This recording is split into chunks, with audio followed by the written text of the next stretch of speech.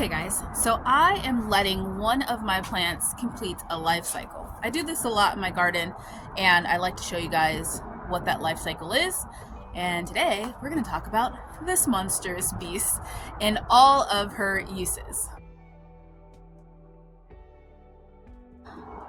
Okay guys, meet my giant black cherry tomato. She might look pretty dead, but she is still ripening up tomatoes, and she's also drying out tomatoes for me and creating a lot of mulch. This hasn't become mulch yet, but you know, there are some crunchy parts on here that we can use. Okay guys, so as a desert gardener, a lot of times I can let plants fully go to their full potential and give me everything that they can possibly give me. And that's because I don't have to rush to growing something else. Like, we're able to grow all year long, and being that we can grow all year long, we're not really in a rush to plant a lot of things. Sometimes we are. Sometimes it's about timing. But there's times that, as you guys know, or if you don't know, I plant alongside the rains. Our next big burst of rains is not going to be until monsoon season, which means I have some time to just let the garden be, let the soil be, let the wildlife be, and just continue to be more of an organic space. So this tomato plant right now, there is no rush to get it out of the ground. So first off, it is providing this whole entire area underneath here with a lot of shade. It's, even though it's died back and it's not providing it with like as much shade coverage as it was before, it's allowing sun to come through, but in like a dappled sense. So a lot of the things below it are not burning up and they're growing slower, even though I planted them later, like my cucumbers and different things like that. They're growing slower and happier with having that filtered light. And this is what I mean by that. Our eggplants, our Ichabod eggplants there, and then our cucumber right there are a lot happier getting filtered light. Even our peppermint, it's a little bit happier. It's not like extremely excited, but it's a little bit happier about getting filtered light. And then all of our shishitos. Look at how green and beautiful these shishitos are. Guys, Arizona has the audacity to be windy right now. It's like an oven with the fan on. Now the next thing is that it is providing mulch, and it's providing mulch for me at a pace that I can keep up with it.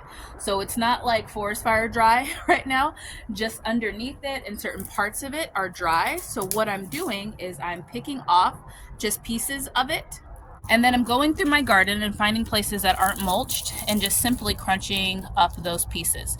Now soon, all of these things will look like how my potato bed looks. This is way cheaper than buying mulch in the stores, or like even from like, you know, big nurseries or different things like that. Just use what you have in your garden, because you're gonna have to do something with the plant anyway. You might as well put it to good use. And now the next thing is going to be that it is still ripening up tomatoes. Now the next thing is that it's still ripening up tomatoes. The plant is using every last bit of its energy to ripen up these tomatoes and get them to where they are usable. And the ones that are been on there too long, it's drying them out and making just like little raisins.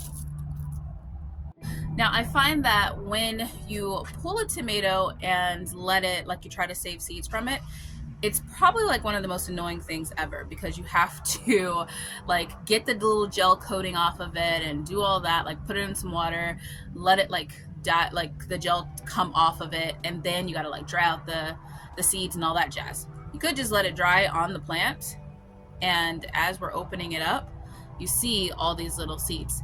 Now if it continues to dry, all of this gelatin and all that kind of just dries up. It becomes like a little raisin, and then you could just easily collect the seeds. And the last thing, guys, is that it is providing an amazing habitat for things. For the first time ever in my garden, I got praying mantises, which is pretty cool because I've never had those in my garden before. And I only have like 2 or 3, I want to say, that I've seen, but they basically like pop out, like eat a bunch of stuff, and then they like hide back into things. And they've been using this big thing as a habitat and also a food source. But then they also go through and clean the rest of my garden, which has been really nice when it comes to organic maintenance for your garden. I don't know if you guys can hear that, but I live in a small space. Like, we live in townhouses and our gardens are only this big. So there is absolutely zero reason why my neighbor needs a leaf blower. Zero reason. I don't even think he needs a broom to sweep up all the stuff in such a small space, but apparently he has one. Anyways, those are my tips. That is how I kind of get the most out of my plants. And when I get a plant that I can grow out, the number one thing I forgot too is that it's allowed me to share all of the stuff that I am growing off of it because it's produced so much too. That's been my number one thing that I've loved about this black cherry tomato, is that it's provided for me and our family and tons of other families in our community and our friends and just everywhere. So yeah, so let your plant kind of have its full glory. It will give you all that it can, and you'll be able to use it for multiple reasons. I even had somebody comment, I think it was Cynthia, commented and said that you could even take the stems of the tomato plant and ferment them in water and use that as a fertilizer. I haven't tried that out. Maybe I'll try it and report back to you guys, but until next time, grow yourselves a garden, because even a small space can provide you with tons of food and mulch and shade and organic health, like healthcare of your garden and all of it.